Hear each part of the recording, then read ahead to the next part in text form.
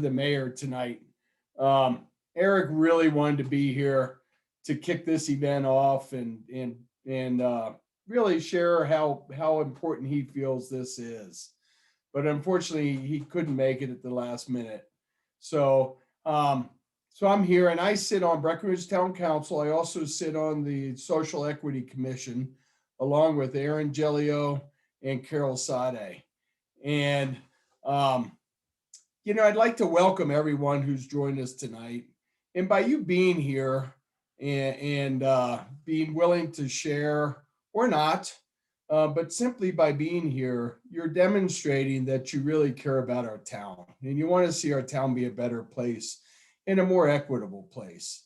And for that, we're really, truly grateful. I also want to say one thing about the event tonight. It's a listening session, and we mean that. So we're not going to respond. We're not going to share our ideas. We're not going to share our thoughts. We're here to truly listen. And we're really interested in hearing your thoughts and your ideas around how we can have our community be more equitable. I'm now going to throw it over to Shannon Haynes, and she's going to go over a few housekeeping things. Carol Sade is going to do an introduction and introduce Dr. Nita, and then Aaron Gelio is going to wrap it up at the end. So welcome and thank you. Shannon? Thanks, Dick. Hi, everyone. I'm Shannon Haynes. I'm the Assistant Town Manager here in Breckenridge. And I just want to talk about a couple of housekeeping items. As Dick said, this really is an opportunity for council to listen to the community. And so we're going to encourage everyone, if you feel comfortable, to speak up tonight. It's a little bit harder in Zoom world than it would be if we could all be together in the same room, but we're going to do our best to make this smooth and give everybody an opportunity to speak. So what we'll ask you to do is, if you're interested in speaking, please put in the Q&A your name and that you would like to speak, and we'll bring people over and allow them to speak kind of in the order that they come into the Q&A. If you're on the phone and not on the video, we'll have an opportunity for folks on the phone to speak as soon as we're done with those folks that are listed in the Q&A. And as Dick had mentioned, this really is an opportunity to listen. So we won't be answering questions this evening, but if you have a question on some part of the discussion, you can either put the question in the Q&A and it will get answered on our website or via email within the next 1 to 2 days, or you can send an email to mayor@townofbreckenridge.com and we'll answer your questions through that method. And with that, I will turn it over to Carol. Thank you, Shannon. I'll start by talking about the Breckenridge Social Equity Advisory Commission. It was created because the town is committed to meaningful, intentional, and lasting improvements. We're looking inwardly and setting the goal of creating more just and fair social policies in town. We had our first commission meeting this week, and we are so lucky to have such passionate and thoughtful community members serving. As the commission kicks off, an equity blueprint and lens unique to our community will be created under the guidance of the Equity Project. While there is some low-hanging fruit, systemic change takes time, and we look forward to the initiatives that will come out of this commission.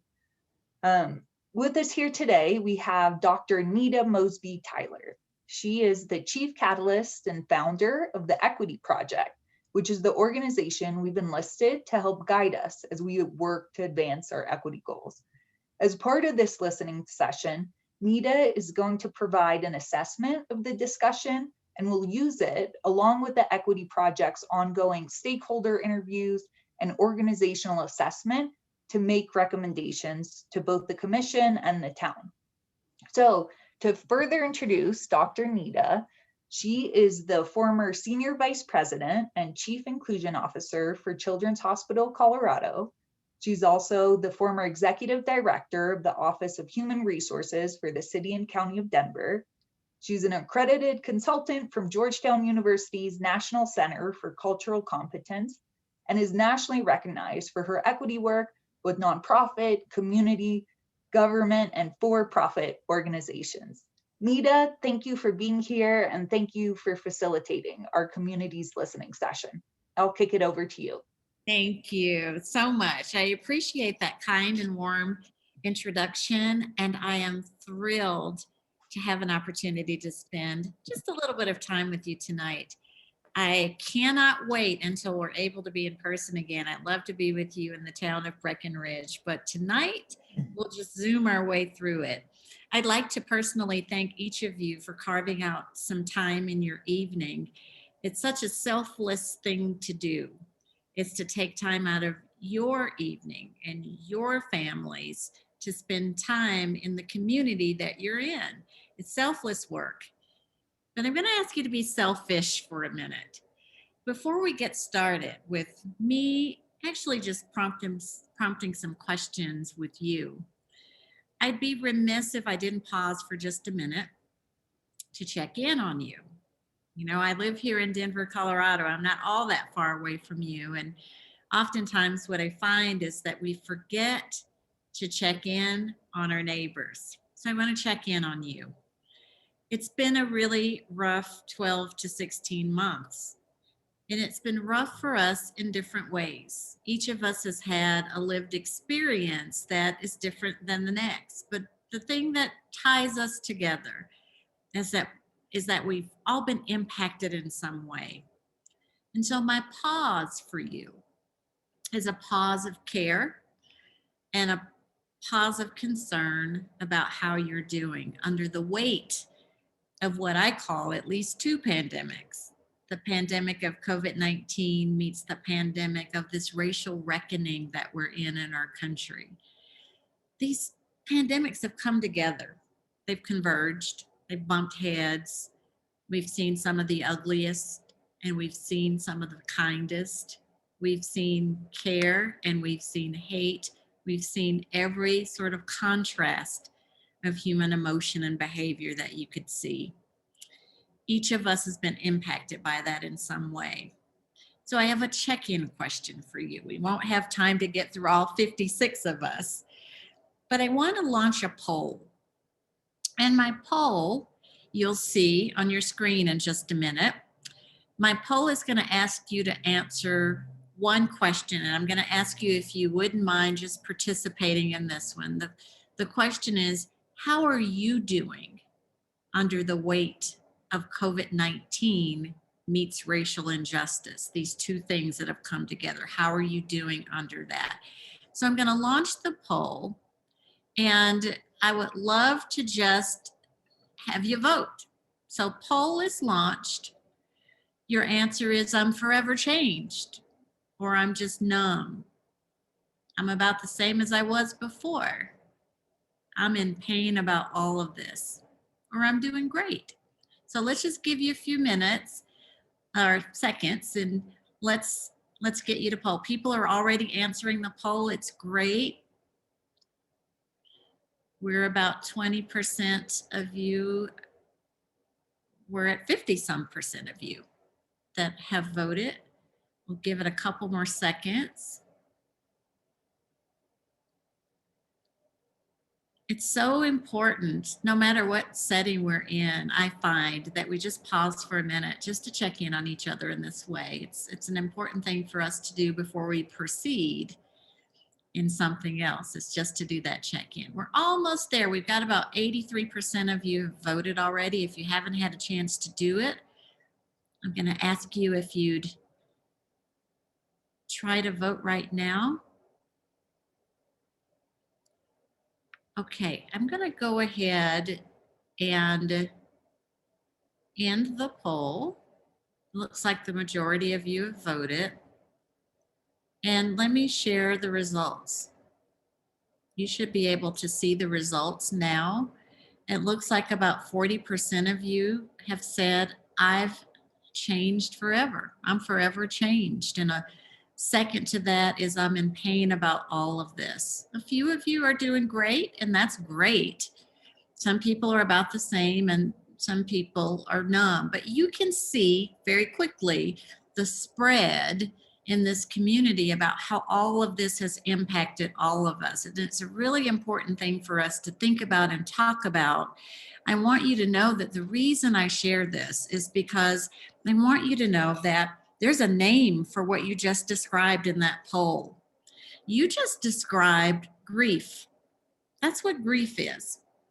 You know what the normal grief is when we lose somebody or something that we care about or love. We go into grief. The same thing happens in our communities. You know, the world as we once knew it, even if it was imperfect, is the world that we knew. It's forever changed. Not sure that we're going to go completely back to the way we were. And that's loss for us. So I want you to know that the way that we feel in a moment like this, even when we come together in a wonderful session like this session tonight, it's important to know that all of us are in different places in this grief. Some people you'll find even tonight might be in denial. Maybe they just haven't accepted that the world is forever changed. Some percentage of you may be in anger. You've seen a lot. You've seen police brutality and racial unrest and maybe disparities even in how COVID-19 is being treated. Whatever that is, you're angry. Some of you might be in depression, meaning this is just heavy and you might just feel helpless and not quite knowing what to do in a moment like this. Or you could be like me. You can be in the bargaining stage. It's where you're beginning to try to make meaning out of a really complicated time. You're trying to put the puzzle pieces together in it all. Some of you are at acceptance. It is, you've put a plan in place for yourself and you've moved on. All of us are in a different place in the grief cycle is my point. And our ability to care for each other, no matter where we sit in that cycle, will be very important. And so as you contemplate tonight, you listen to your neighbors and your community members, you think about what you'd like to say. I do want you to know that all of us are somewhere in that cycle of grief, and it informs how we hear, how we speak, how we behave, and how we interpret. So thank you so much for considering that and for allowing me to check in a bit with you. One thing I'll share and then we'll get going. I have a philosophy. It's the only time you'll hear me talk about philosophy, but I've got one. You know, I've been around long enough. I grew up in the segregated South in Atlanta, Georgia. I've been in Colorado 25 years, the place that I love. But along the way, I've learned something very important. I've learned the importance of creating special places for dialogue like this. Now, the town of Breckenridge has set the stage. It's done the hard work. It's convened us. But I think what happens in the space matters a great deal. I believe in something called spaces filled with grace. It's a little different than safe spaces. I don't say safe spaces because I don't know what safety means for people. But I say spaces filled with grace mainly because it is the absence of that that I have lived through in my life. What is a space filled with grace? Well, it means you still get to show up wholly and fully who you are. But it also means that you can be direct, not tap dance around hard topics. You can share your truths. You can actually make a mistake, screw up, maybe not even know the right words. You can be a scholar in something. But whatever you do, what you don't have to worry about is being judged or critiqued in showing up. So tonight might be a critique of systems or policies, or it might be desires that you might have to have something look or be different in the town of Breckenridge. But in a space filled with grace, your thoughts, opinions, and suggestions are welcomed. So I hereby say that this is a space filled with grace, and I thank you for being in it. That's the real purpose for us being here tonight. So let us get going. Let me share my screen again and kick us off. All right, so we know why we're here tonight. That was beautifully shared with us from the very beginning. We're here tonight to share how to reimagine, improve, whatever you want to fill in the blank with the town of Breckenridge. It is a listening session. Sometimes that's really hard. We're used to asking questions and getting answers, but in this case, you don't actually get answers back. It's all about you. So I'm asking you to go from being selfless by showing up tonight to being selfish. I want it to be all about you tonight. So that's what we'll be doing. I want you to have a consciousness. That's the only thing I'm really going to guide tonight. I want you to think about where you're sitting in your consciousness. This is my favorite image in the whole wide world. My parents taught me that we were all in the same boat. I remember as a kid hearing them say that over and over again, and I am certain I just rolled my eyes every time they said it. But when I saw this image, it started to make some sense to me. I really do think we're in the same boat, and the convergence of these pandemics has taught me that we have a lot in common here, but the consciousness is what I want you to pay attention to. The reality is we might all be in the same boat, but there might be a different lived experience depending on where you sit in that boat. So that's our job. Our job is to make sure that we are thinking about where we sit in the boat when we're making decisions, policies, judgments, or making opinions. Where are you sitting in the boat when that happens? And are you open enough to expand your vantage point about what's going on in even the same boat that you're sitting in at all times? This is the lens that will be important for communities across the country to use. So I wanted to share my favorite image with you. It sure has helped to guide me a little bit in expanding my viewpoint about a thing that I'm pretty familiar with. So what will it take for us to actually realize social equity? You've got a social equity task force. It's the language that you use. One of the things that I think will be really important, even tonight, is for us to have an understanding of power. Now, power is a tough word. Normally, when you hear the word power, you have a visceral reaction to it. And that's because we're acculturated to hearing about it in negative ways. Well, I want to share with you a different frame for power because, one, I want you to know what it is, and two, I want you to be clear about the power that you have because you do. So here's what I use. I use it a lot. It's called the 5 Bases of Social Power. I love it. It's a 1954 model, and it says this. It says everybody has power. We just all get our power from different places. If we could just teach each other about power, we probably wouldn't have so many people that felt like they didn't have any. Well, sometimes it's the way we talk about power. And sometimes it's the way that we value power. I just wanted to give you a broader sense of what power looks like. I want you to be listening for what power you see in the town of Breckenridge. I also want you to be paying attention to what power are you using most often and where are your opportunity areas as a community to leverage power differently. So a simple model looks like this. It says legitimate power. It's power that's based on your title, your position, or your rank. It's just position power. It actually doesn't mean that you're competent either. Doesn't say anything about competency. We're going to hope people with legitimate power have competency, but I do want you to know it's not in the definition. The second one is the competency one. It's expert power, and it says you get your power from your skills, your abilities, and your knowledge. That's the expertise, and it could be expertise in anything, including your own lived experience. Referent power is the power of mutual respect. I respect you, you respect me back. That's referent power.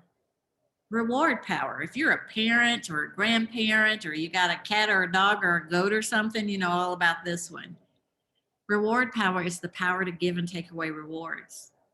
And then there's coercive power. It's the power to punish other people. We use all 5 of these. It just depends on what's going on. But your role tonight is to be thinking about, as I shared, where are you seeing the power play? What power bases are you seeing most often? And to have a system of social equity, is there ideally a power-based combination that makes more sense? Well, I'm going to give you a hint. The number one power base in our country regardless of system or sector, is a combination of number 1 and number 5. Normally, power comes in pairs. It's legitimate coercive power. Almost all of our systems were built that way. So I want you to be thinking about that tonight. How do we mitigate that? Do we actually get to social equity if the only kind of power we lift up is 1 and 5? Or ideally, are there other power-based combinations that make more sense? So I want you to be thinking about that. And particularly, I want you to think about it in your own power structure.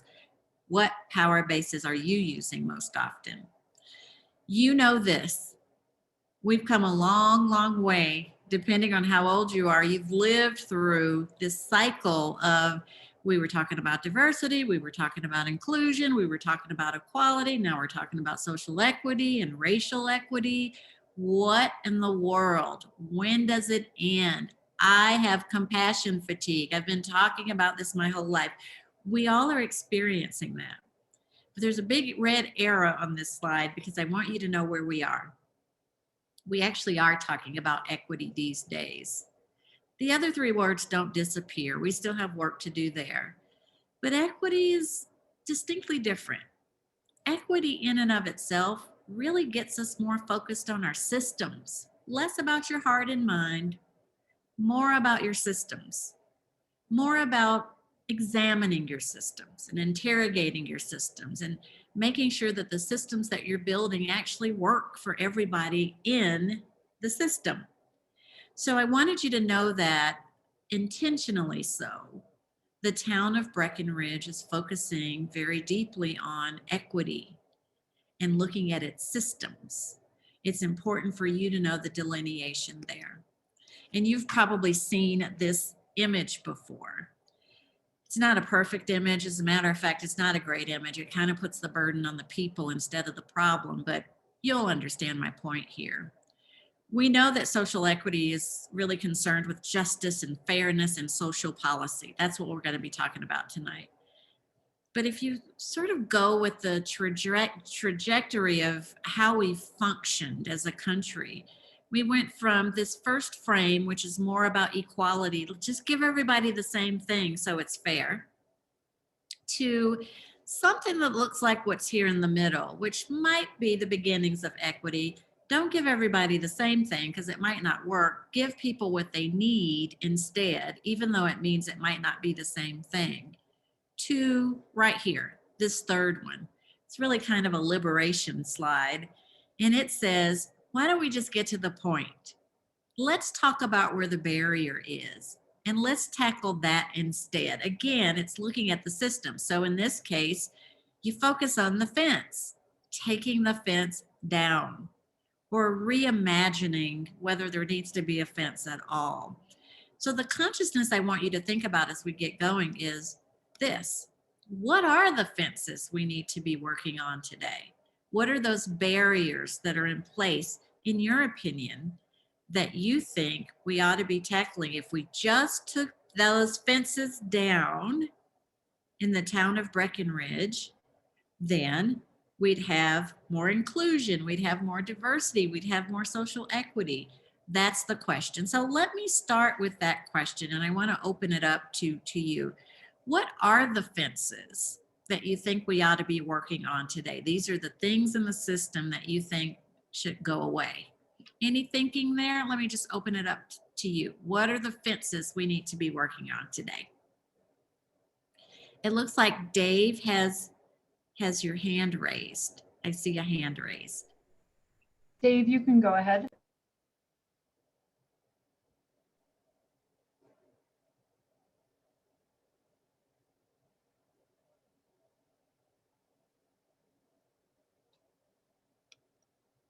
Dave, are you unmuted?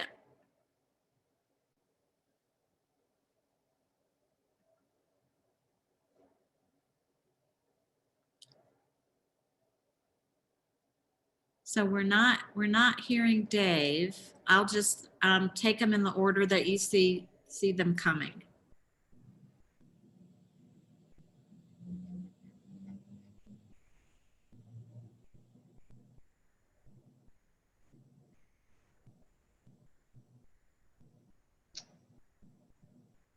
Don't see anyone else at the moment. I think I saw the hand of a David. There was Dave and then there was a David.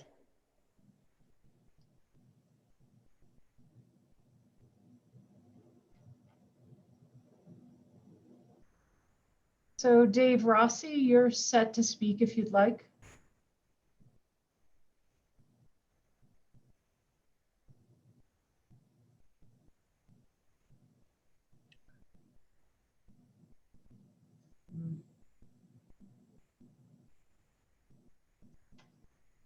David, are Shannon, it's Dave Rossi. I apologize. I thought I had, I thought that you were calling on me earlier, and I was trying to make sure I didn't have a comment at this time. Thank you, though.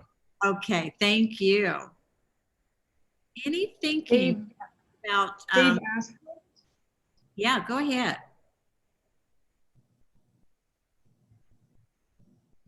Dave Askelin. Yeah, we'll see if we can get his audio worked out. Okay. Anyone else willing to share? Where should we start? What are the fences that we ought to be working on? These are the inequities that you might see somewhere in the system that would improve the experience in the town of Breckenridge. Any thinking about that?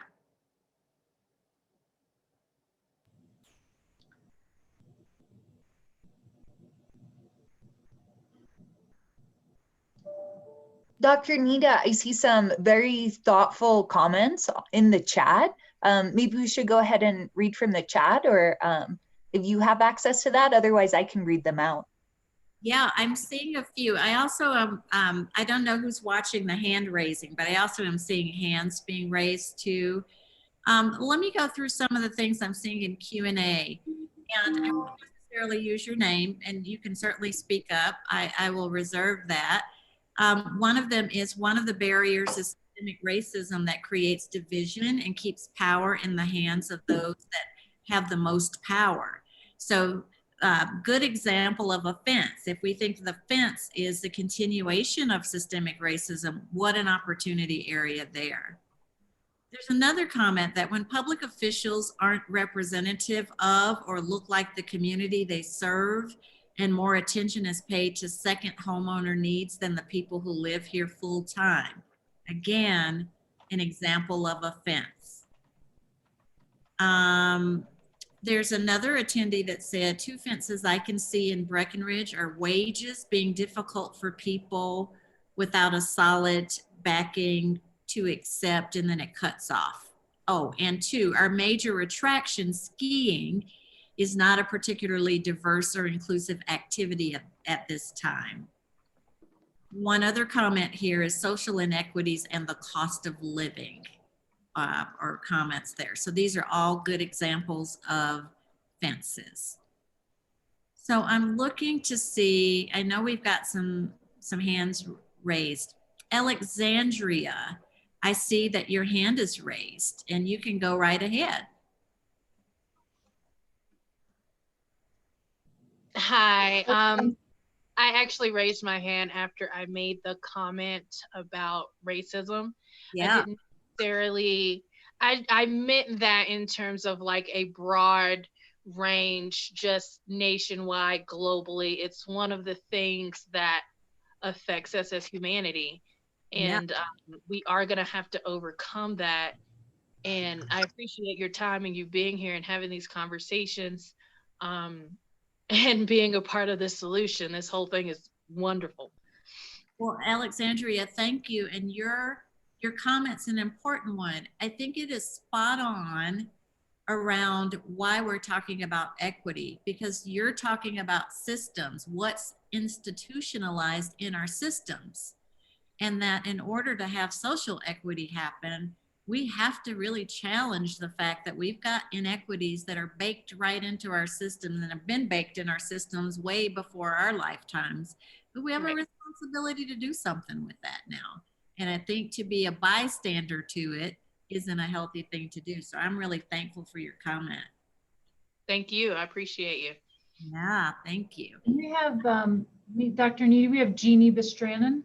Okay, great. Thank you. hello. I also put my comment in the chat, which you mentioned, and I do think it's social inequities as well as the cost of living. And so in our community, that is a widespread. And so maybe we don't really understand each other in terms of what we're facing on a daily basis. And a lot of that has to do with those gaps that we have in our community. And I feel like as a community, we've done quite a bit to try to, bridge those gaps, but it's really difficult. Yeah, Jenny, thank you so much for that. It is a complex topic. And everywhere I go, we're talking in some way about affordability of all kinds of things. And Colorado is tough in that area too. I appreciate you raising it because you, in my mind, have just modeled what I talked about a minute ago, which is contemplating the whole boat. It's one thing if you can afford to be there, but if we only care about that and not about what's happening in the rest of the boat, we really aren't being community. So I'm really thankful that you're looking at the whole boat as you talk about that. I'm really thankful. I appreciate it. Let's see. I don't see that there are other hands raised. Do you see other hands raised that I might want to acknowledge? I'm seeing in the Q&A, access to health care and cost is an issue. In chat, I'm seeing, I believe that there is an ideological fence on how we think and shape racism and discrimination.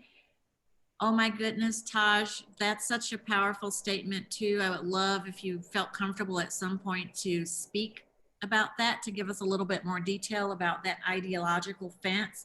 I think your point's an important one. Some fences are literal. There's a thing in the system that we can see that might need to come out. Sometimes we've got ideological fences too, that our thinking manifests in our behavior that keeps a thing alive. Taj, I see your hand raised. Why don't you go ahead? I'd love for you to talk about that a little bit. Hi, Nita. How are you doing? Great. I'm glad to hear your voice. Oh, why, thank you. Basically, just to touch on my comment, I just really believe that how we all have different perceptions of things as we go through life. We're all different, come from different makeups of life and, race, creed, and color, et cetera, et cetera. However, just because we don't personally experience or live a day in the life of someone who lives with discrimination, whether that be with race or with income inequality, it is still really relevant to acknowledge in order to then systematically change. There has to be an acknowledgement that there is things that are systematically within our government, and that's where it's going to change. I hope that helps a little bit and gives some clarification. Yeah, that was great. Thank you for being willing to add on. I knew if I heard your voice, you could just, crystallize what you typed, and I really appreciate your words there. Thank you for that. I'm in Q&A and I'm looking at some other things. One of the things that was mentioned there is, how does the town ensure these policies are delivered in equitable ways? This is an important one to think about, is what is the evaluation process to make sure that what you do is in fact equitable? And earlier on in the introduction, we talked about the work that the Equity Project is going to support you in, creating that equity lens, so you have a way to have a filter to ask yourself a set of questions in your decision making and in your policy making helps with that. So it's a very important insight. I'm also seeing in Q&A, no equal job opportunities, inclusive of minorities, no equal settlement opportunities for everyone. I'm looking at a very important statement here too. They're all important, but this one says Breckenridge must decide if it is a community of people first versus a resort community. That dichotomy, community of people, resort community. If community people are most important, then attainable housing for the working people is most important. with then actually greater diversity will occur and a network of people will form. So true community will come out of that. With a strong community of locals, people will care about each other and create a village mentality, be volunteers, share and speak to values so that visitors will understand and respect local values. Wow. What I love about that comment is that it gets at these power bases that I'm talking about. We have to shift how we're looking at power. And that entire description talks to me about referent power, the power of reciprocity and mutual respect. When you value your locals and honor your economy in a balanced way, then community is really born out of that. So I really appreciate that comment. There's some things in chat. One of the things that I'm reading right now, generally lack of diversity, which keeps these systemic issues like racism, oppression, colonization out of the public eye. You're right. One of the things that will happen when there is not a lot of racial ethnic diversity in particular is in many ways you can sanitize this institutionalized oppression that's been in the system forever. There aren't people that are calling it out and calling it up. There is a large Hispanic Latinx population and growing immigrant population from Africa and South America. These don't make a major impact because they are still a very minor slice of the population. And in other words, the voices of the racial ethnic diversity that you do have is not illuminated in a way to make a difference in how the system operates. One of the things that calls for, Ravi, I really appreciate you sharing this, is we have to figure out ways in communities that aren't racially, ethnically diverse or in small numbers. We have to figure out a way to be better allies or accomplices in this work so that we can help be a part of illuminating the voices of people that sometimes are not heard in community. So really important, really, really important. I appreciate that. Any other thoughts on this topic? One more comment in the chat for you. So Brianne. let's see, Brianne, thank you.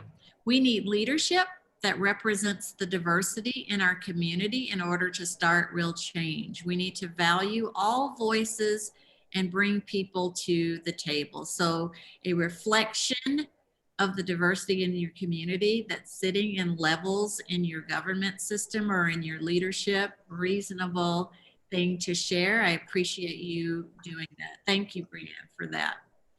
Great comments around fences. Anything else about fences that you're willing to share? I know we have a few people on the phone. We want you to know that you are absolutely a part of this conversation. And if there are any comments that you have, you feel free to let us know. You speak right up, and we want to make sure you feel a part of what we're talking about here. So I want you to keep thinking about my fence question, because you know I've got more questions. The fence analogy is a really important one. I think it's an easier way to get really focused on barriers. What's the barrier? Name the barrier. Now that's the catalyst for the work that you will do. Your social equity task force will probably be thinking like that too. What are the fences that we need to tackle, that we ought to be talking about exploring and doing something with too? But it's really important that community do that. You did a beautiful job articulating that. So I want to go a little bit deeper now. Another question. In your opinion, what are the priority areas to focus on to advance social equity in our communities? Now, what I'm asking you to do here is let's prioritize them, because there might be a lot. Every community I've ever been a part of, I could give you a laundry list of things that we could focus on. But I'm wanting your opinion now. And in your opinion, what are the priority areas for us to focus on? I'm gonna once again ask you if you feel comfortable unmuting yourself and speaking. That would be fantastic. And I'll try to keep up with the Q&A too. Alexandria, I think I see your raised hand.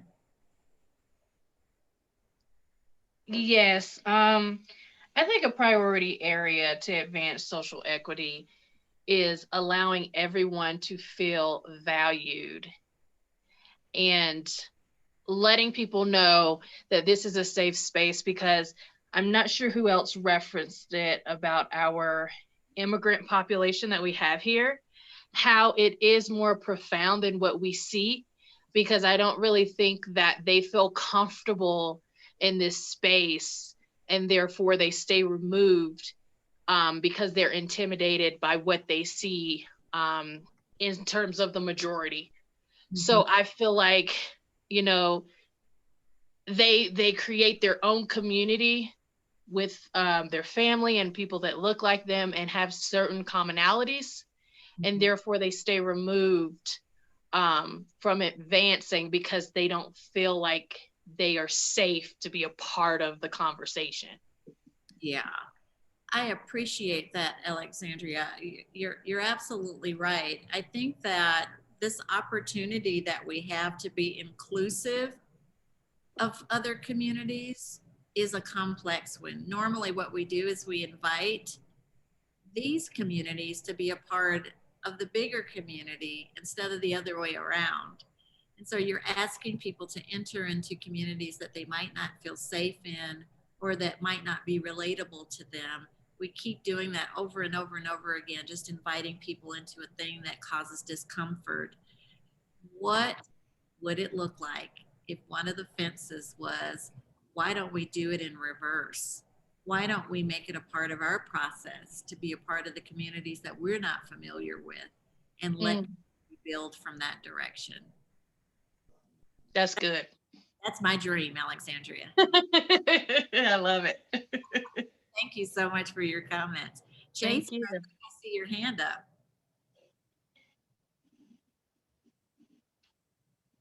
Did I see your hand, Jason?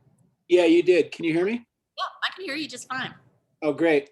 It was funny after you were discussing the fences, and you've got a lot of really good input. I think a lot of those are more, they're not things, they're tangible. You know, it's great to say that we can be more inclusive, but those are things we can readily measure. So if I were to put a number one priority on something tangible that we can actually lower the fence on, I would say that that is affordable housing. In the past, what the community has done is they built what was affordable housing, but then they termed it attainable housing because the cost had gone up so much.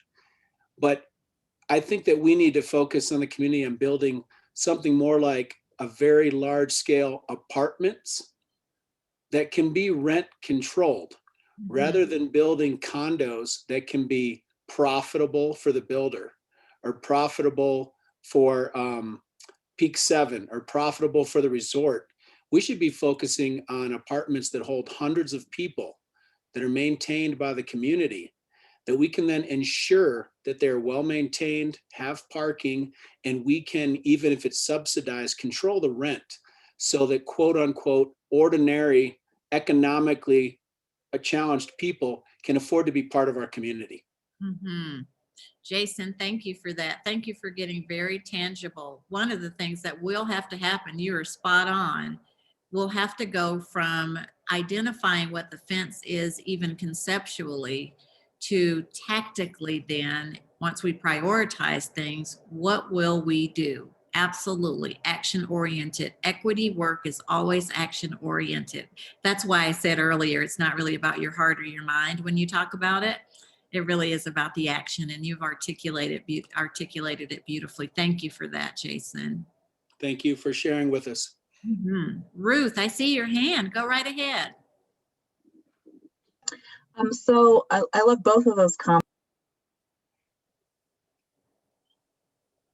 Oh, Ruth, see if you're muted. Your sound went off. Try it again. I clicked unmute. Are you able to hear me? Now we can hear you. Yeah, we can hear you just fine now. So, I completely agree with both of those comments that just came through. I think having rental options is a huge part of being able to have a variety of people in our community who might not even be interested in purchasing something, or who might feel discriminated against by a condo owner who's a second homeowner who is not, maybe is open to people of different backgrounds, that has some control there on the housing market by virtue of being a second homeowner.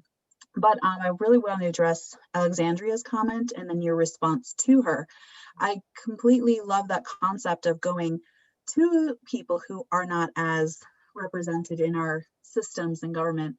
I think that we have to do that in a very intentional way, though, because they deserve we need to earn trust in order to do that, especially if it's people in quote unquote power going to those people who see themselves as not having traditional sense of power within these systems. It could actually be a very threatening type of action if the trust isn't built to be able to approach people in a very intentional and real way. It could just be seen by those communities as I don't know exactly how to phrase it, but I just think that trust is really key to that. Yeah, thank you for that, Ruth. I agree with you 100%. What we don't want is something that's performative. I'm not putting words in your mouth, but I had a feeling that No, that is, yeah. Okay, good. So I think what we don't want are these cursory performative things where we just show up, check our box and say, well, we tried. Or tokenism. Yeah, exactly. So we want to make sure these are legitimate relationships, that we know why we're trying to form these relationships, and then in some way there's dialogue between us that talks about the richness of us being a part of a community. Sometimes we skip that part because we're used to operating from a checklist. How do I just do this quickly? Relationships, especially relationships that come out of a foundation of oppression and marginalization, those kinds of things take some time to build. So I really appreciate you sharing that, Ruth. I really appreciate it. Let me go to Q&A really quickly. There's some really good comments in there. One of them was kind of a question, kind of a comment. How do we break down the barriers that lead to the lack of access in tourism and actively work to repair the structural and institutional racism that led to this? Woo. Now that is a whole workshop. Thank you for that. Here's another one. It's really important to me that as a majority white community, we do not rely on BIPOC, LGBTQ, or other minorities to push us into doing the work we need to do as white people. I am hoping that as a white community, we modeled what a majority white town can do to be that anti-racist work, to do the anti-racist work and allyship. You know, I'm so thankful that you said that. And I know what you said was complicated. I also will tell you, as a Black woman in America, I think it's absolutely possible that what you're saying can happen. I've seen it happen in little pockets. I remember the year I was the Martin Luther King Day speaker in Grand Junction, Colorado. They had a week-long MLK celebration, and I thought, here's a white community that's having a longer celebration than we are in the middle of Denver. The intentionality around what they were trying to do is exactly what you're describing. So I really am thankful to you for making that comment. I know we've got a few comments in chat too, and one of them is making sure we are measuring policies that we already have to ensure they are delivered in equitable ways is a priority. It is an important priority, absolutely. Engage businesses and other institutions so that equity is prioritized, not just at the council level, but the town as a whole. We have to make sure that we're all doing a better job of having access to our services. All have access to our services, our jobs, our housing, and we need to listen to all that make up our community. So giving sometimes voice to people that don't have voice or that we aren't hearing. Here's another one. I think a priority is understanding how you are heard, understanding who has the true power to verbally perpetuate change. So important, beautifully said. I see many things like work to get more diverse leaders that reflect our community. Those kinds of comments I'm seeing a lot of. Back in Q&A, there are some comments more about the fences though.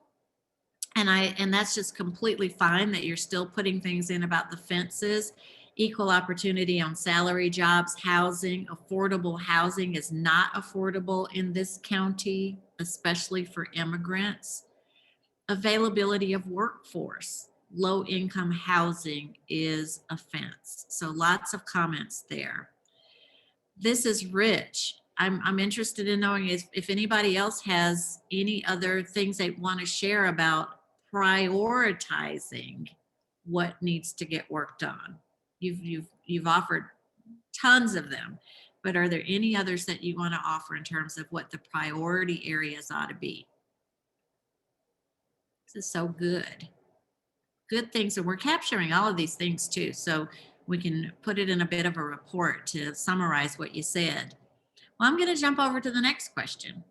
Why, of course, I have a next question. What could town leaders do?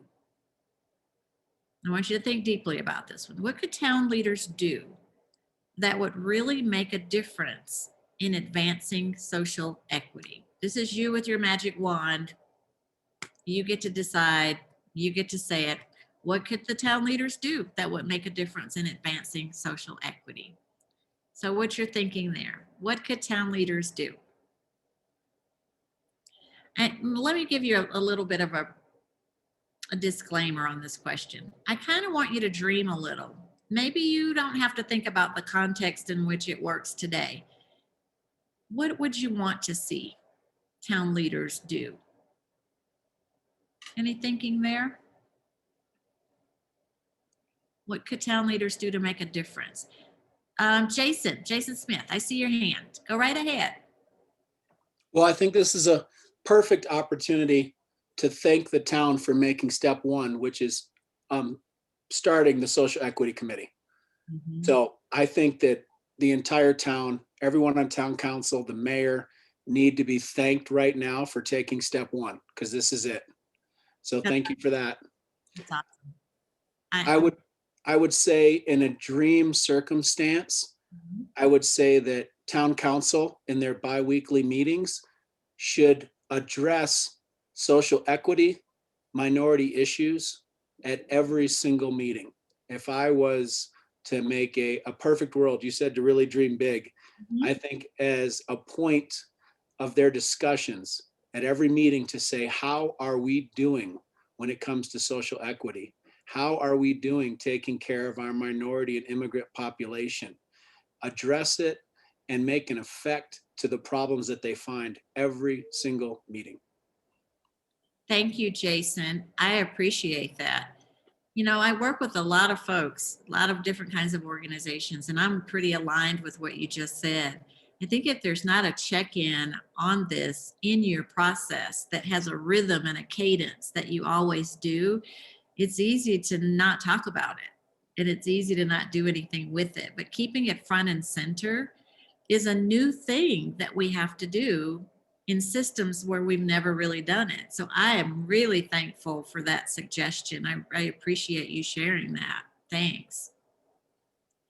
I'm seeing a few things in chat. Let me read a couple of them, and then Christopher, I'm going to come to you. I see your hand raised.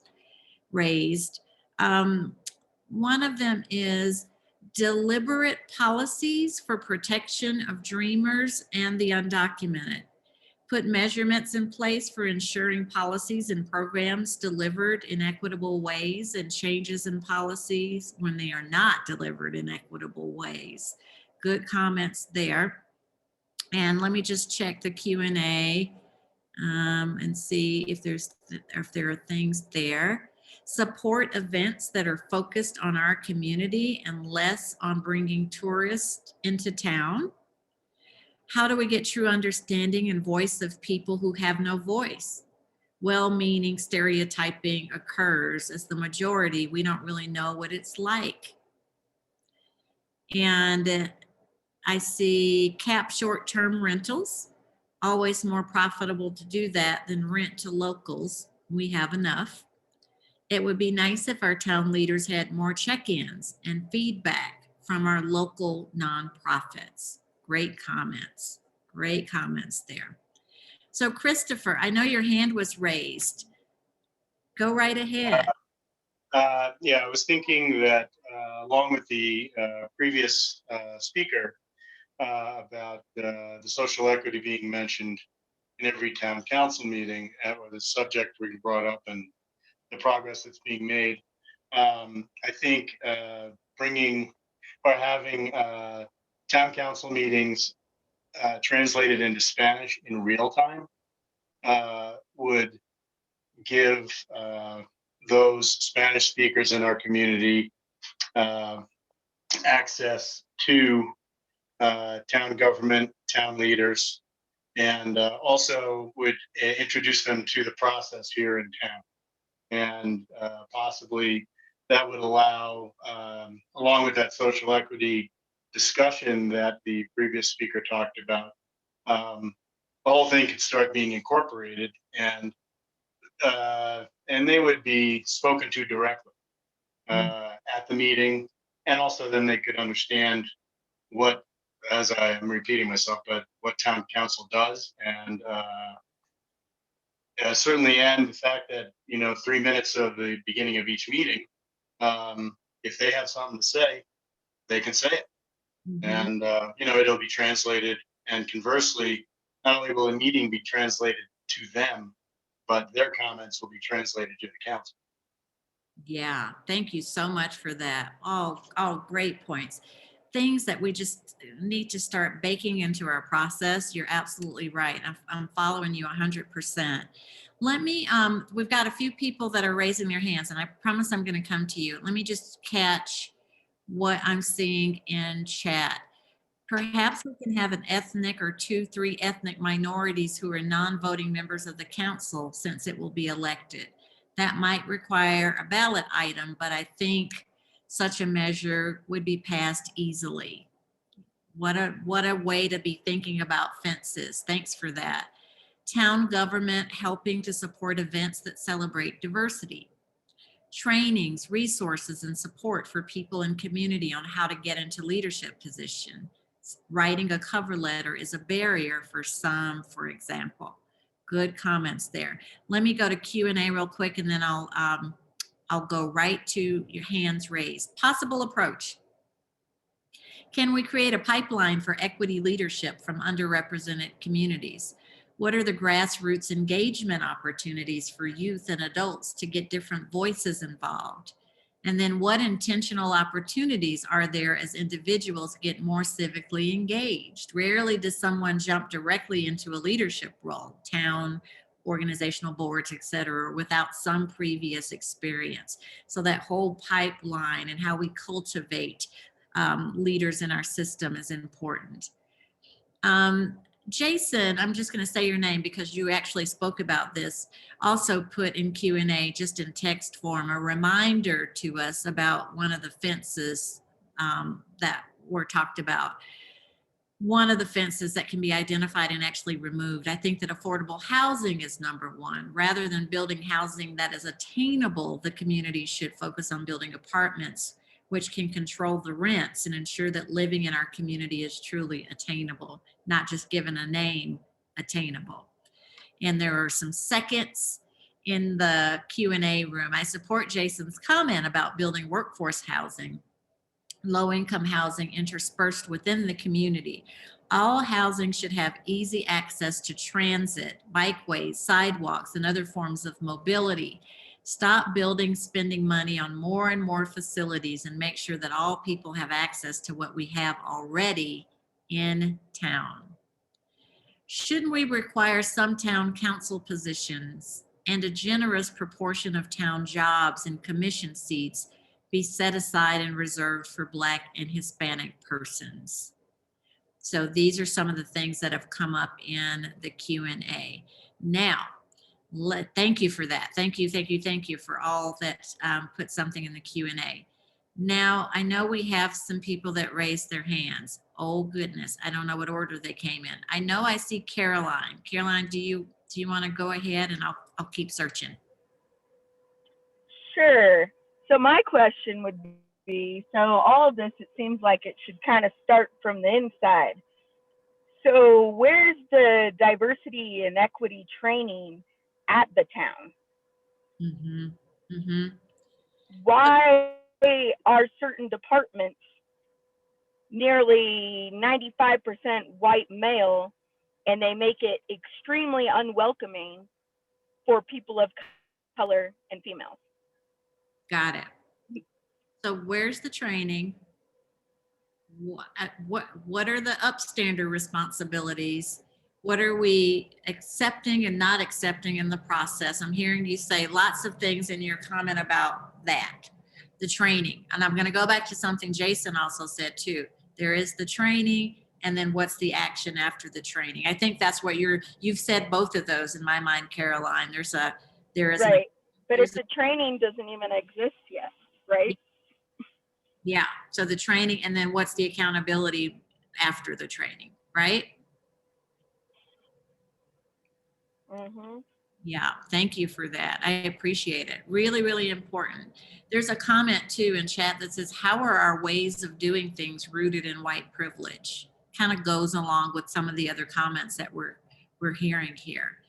I don't see hands raised, but I thought for a minute there I did see hands raised. If you had your hand raised and I did not call on you, feel free to unmute yourself and go right ahead. I want to make sure I don't miss you, but I'm not showing the hands anymore. Anybody have their hand raised that didn't get a chance to speak? Okay, maybe we got them all. All right. Okay, thank you for that. Rich. I appreciate it. Now, let's go deeper. This one is personal.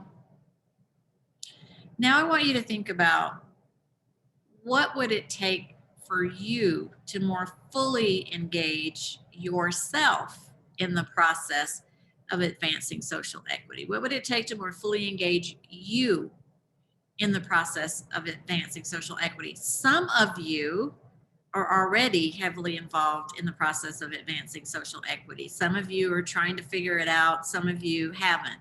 So that's the question. What do you think it would take to get you more fully engaged in advancing social equity? So this is the personal question. So I'm going to ask you to weigh in on that one. I'm seeing in chat, one of the ways is education, more education. Well said, absolutely. Other thoughts?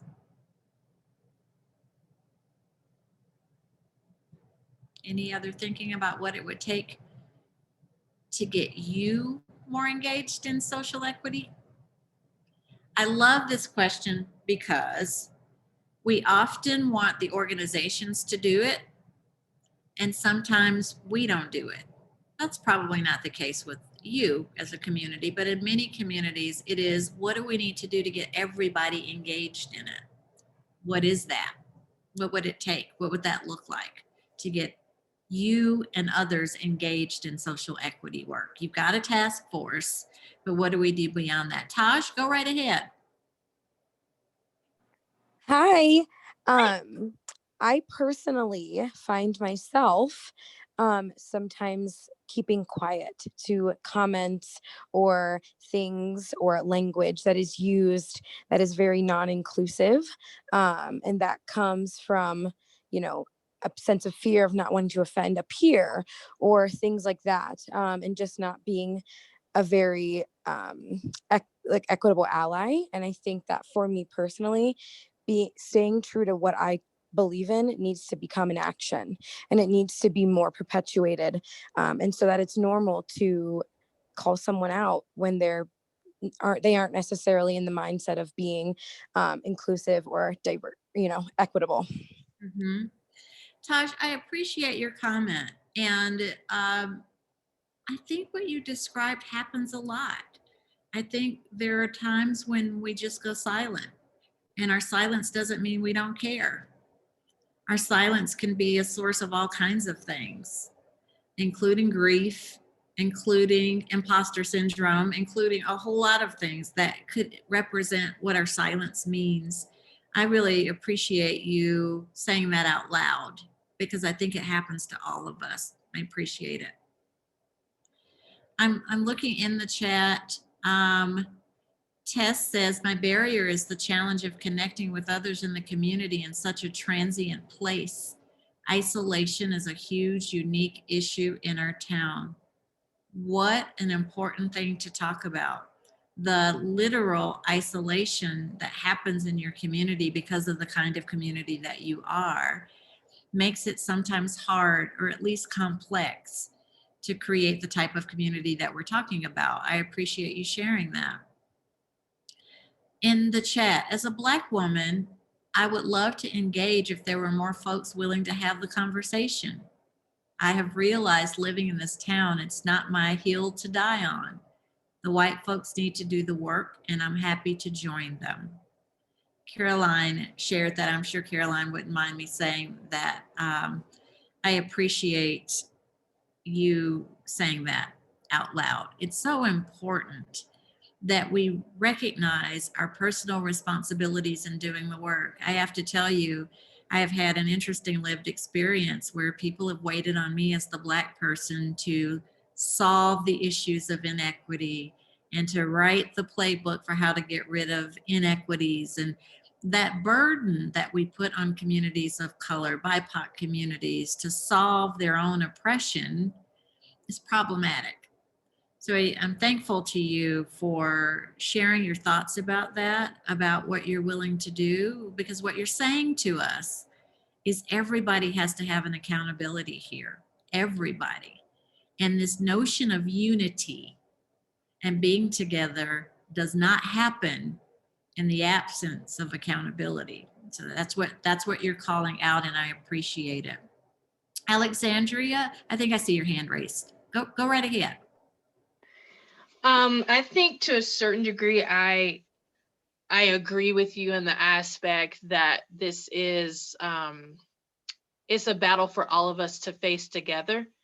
But I do think what I hear most in the community of white people or Caucasians or whatever the political correct reference is that sometimes people don't want to, there's this aspect of fear and they don't want to overstep bounds and they don't want to go out on a limb and be a part of the fight and the conversation and then offend unintentionally.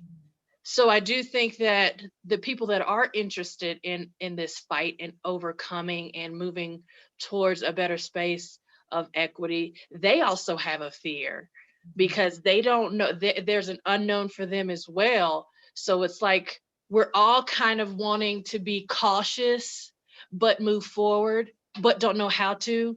And then sometimes people are just like, well, I don't know what to do and I don't want to hurt anyone. So I'm just going to remain in my space, in my comfort zone. And then that's where we lose people. Yeah. You know what I mean? Yeah, I absolutely know what you mean. You're absolutely right. And as a matter of fact, Alexandria, there's a comment in Q&A that talks a little bit about what you just said. It said, this is kind of embarrassing, but I am afraid of doing the wrong thing. Yes. Yeah. That's what it says. And it says in a way like permission or training, which is such a privileged white person thing to say. I'm reading verbatim. This is not my commentary. Mm-hmm. I don't know where to start. That's what the comment says. It's exactly what you said. Yes. And I've heard that from many of people that I've had this conversation with, and they're just like, you know, after I go through this dialogue in my head, they just end up feeling like, well, this isn't my place. And I'm just going to, you know, they end up waiting for someone else to be in the forefront or quietly learning what to do or reading books or doing various things. But they're fearful to live out loud. Yeah. Because they don't want the backlash for if they misstep. You know what I mean? Yeah, absolutely right. And this is something that plagues everyone in the country, is exactly what your community member, your colleague just said in the chat room. It's embarrassing to this person that they don't know if they should be saying something or that they don't know what to say. This embarrassment that has set up in us keeps us from doing the work. And the other comment that I'm reading right now is we need more spaces filled with grace. If we had more spaces filled with grace, it would ease up some of the embarrassment that I think people have when they don't have the answer. So I do want you to know there's a correlation there. There's guilt that's a part of this too. And it's just baked right into what has happened in this country historically. There's another comment, a couple of them that are in the Q&A I want to read to you. One of them says, offering translation is important, but it is not the solution. Since members of the community who have never felt that they belong to the community will not participate because their voice has never been fully taken into account. It's not a safe place to talk. That's what the community is saying. Building more apartments can help, but many immigrants want the opportunity to buy their own home. This is a little bit of our bias, that we assume that certain groups of people just need housing. We're saying there are groups of people that want to be homeowners and to have generational wealth just like everybody else.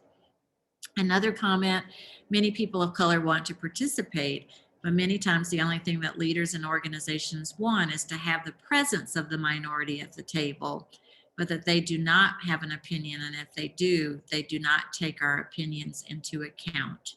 This is classic tokenism that plagues us in communities across the country. What an opportunity for us to disrupt that, dismantle that, make that a fence that we commit to take down. Lots of comments in chat. Take church into the community from a church person. Francis, I'm the first lady of a church. I understand exactly what you're talking about there. The comments based on this discussion about being afraid to speak up, can you please address white fragility as a form of systemic oppression? It can be a form of systemic oppression if your go-to position is to always be fragile, which kind of gets you off the hook from doing the work. That just creates and adds to existing oppression. We can say that, yes, white fragility is present, but you can't stay there. It can't be your excuse, and you can't stay there.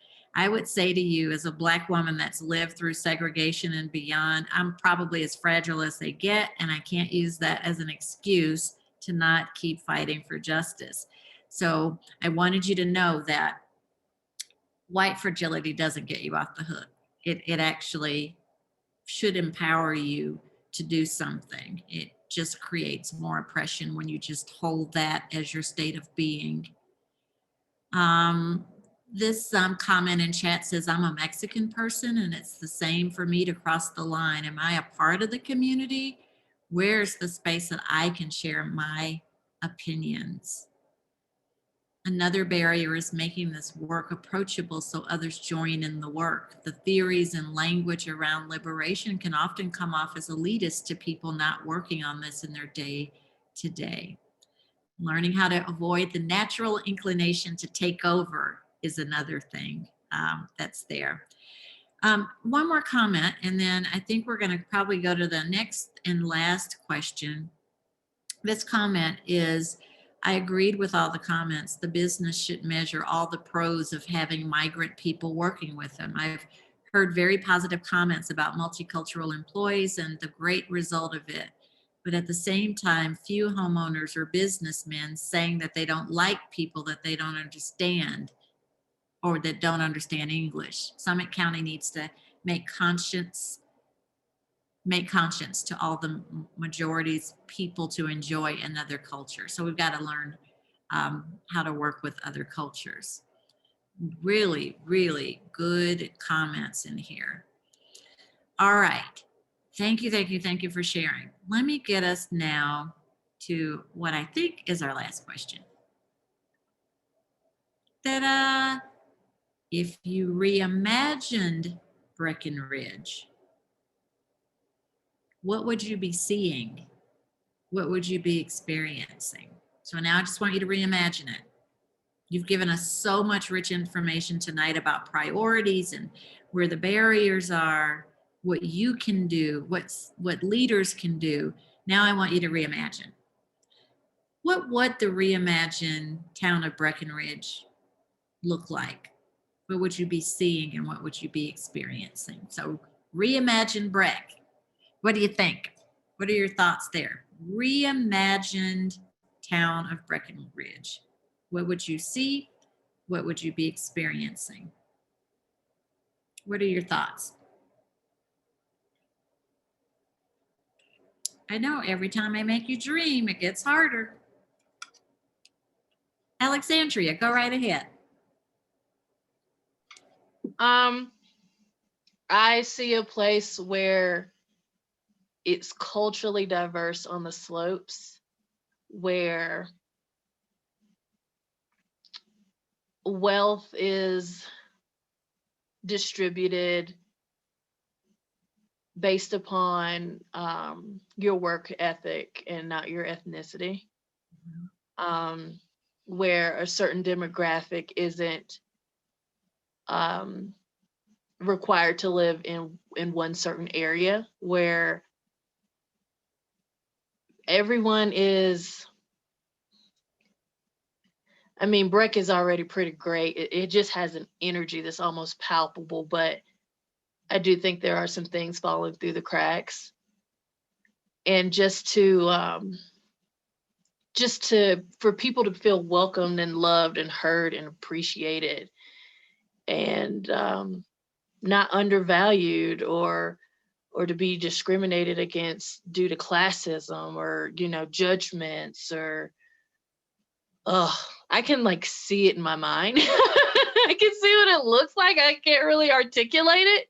That's a tall order. It's a but tall I'm just happy that you're seeing it in your head. It'll come yeah. out. Yeah. Your Yeah. comments, even the ones that you came out with, though, Alexandria, are really important ones. I could see it as you were describing it, what it looked like and what it might even feel like. So I appreciate what did come out of your head. Thank you. Jason, I see your hand. Go right ahead. Yeah. Once again, I generally fall into tangible. That's okay. And what I consider to be attainable.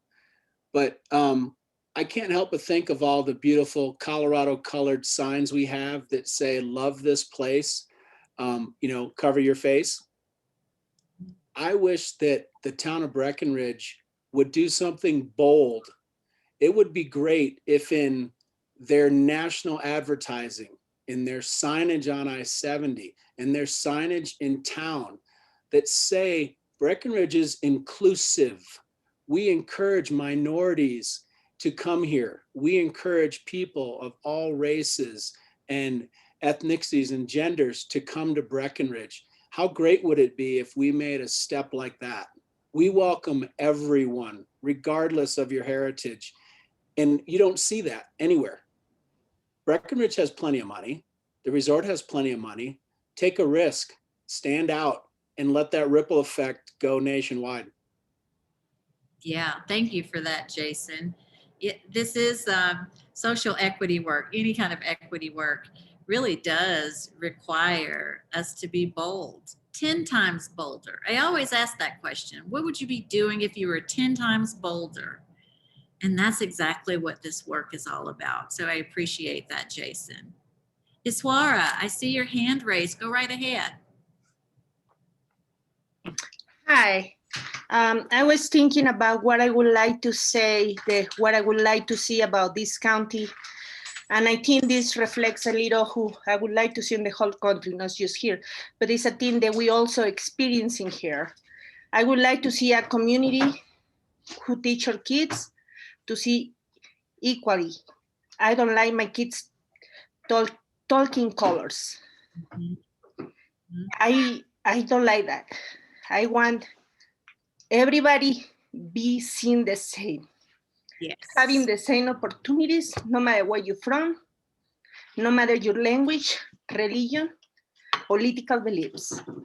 We need to respect everybody, and I would like to see that because unfortunately, we see that a lot in this county.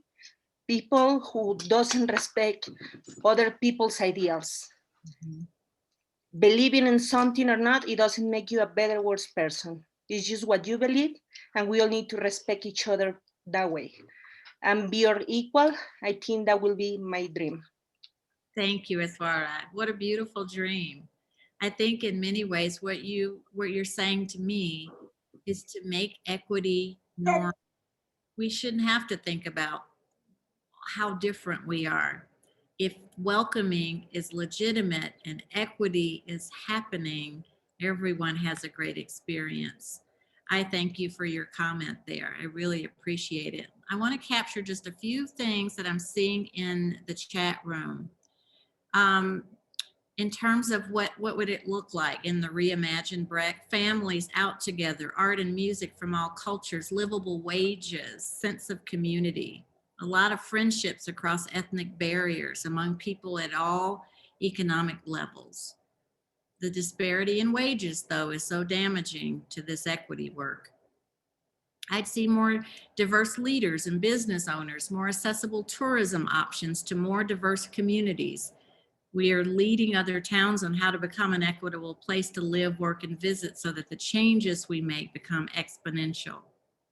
Leaders in businesses and nonprofits that are diverse, housing that represents all our ethnicities, platforms for people to share their stories and experiences.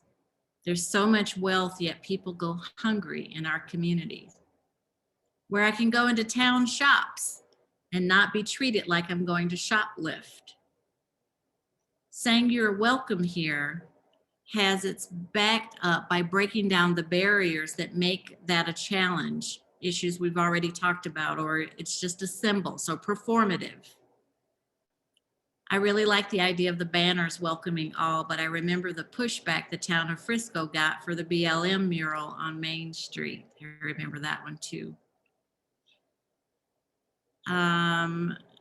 Children who are US citizens but are children of migrants have better opportunities to participate in sports, might be one of those things. So I want you to know that this reimagining, these comments, many of them are doable things.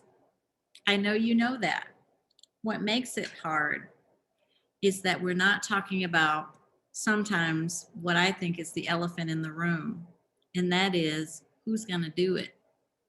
Well, the answer is, we're all going to do it.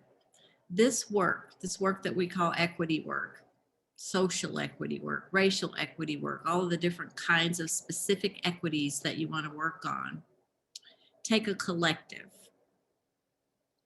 I'm emotional about the fact that I grew up in the civil rights movement and I watched collectives last for a few weeks, and then again, we left it up to government systems or other systems to do the rest. What an opportunity we have today to work together for good, to work together for justice, to work together through listening, just like you did tonight, interrogating your systems while dreaming about your possibilities. That's exactly what you did tonight. I have one last slide I want to share with you, and it's this one. Not everything that is faced can be changed, but nothing can be changed until it's faced. It's my favorite James Baldwin quote. I think it has everything to do with where the town of Breckenridge is and is contemplating and is actually putting into action right now. So thank you for being a part of facing it. I wish you continuous success in facing it. The more you can face into this as a community, the likelihood that you'll see the changes that you just finished dreaming about increase. So thank you so much for that. I'm going to kick it back to the leadership team for closing thoughts, and then we'll let you get on with your evening. Thank you so much. You're amazing. Thank you. I believe it's my turn to I talk. think it is. I'll be stopped, right? If I'm not supposed to talk now. But I just want to first thank Shannon, Haley, and the rest of staff for setting this up. And thank you for our translators tonight and my fellow council people for listening. A very, very special thank you to Dr. Tyler, who did just such a beautiful job facilitating and creating the safe space full of grace. Thank you so much. And thank you for everyone who participated tonight and sharing your thoughts and being vulnerable with us. And also thank you for everybody who just came to listen. I really appreciate it, and I know our community does. And just full of thanks for tonight. I think it was really, really important, and I really hope that, you know, as Jason referred to, we can now take all of your thoughts and turn them into actions. That's what our hope is for tonight. So these thoughts will be all gathered and shared with the rest of council and with the Social Equity Commission, many of the members of which are here tonight. So we look forward to that. I also just want to mention that if perhaps you didn't share tonight and you wish you had, or if after this evening you start thinking, oh, I wish I had said this thing, or it would be really great if town would do X or Y, please feel free to send emails, comments to mayor@townofbreckenridge.com. And that goes to all of the council people. So please feel free to do that. We look forward to hearing from you. And thank you. Take care and have a good night. Good night, everybody. Thank you. Thank you.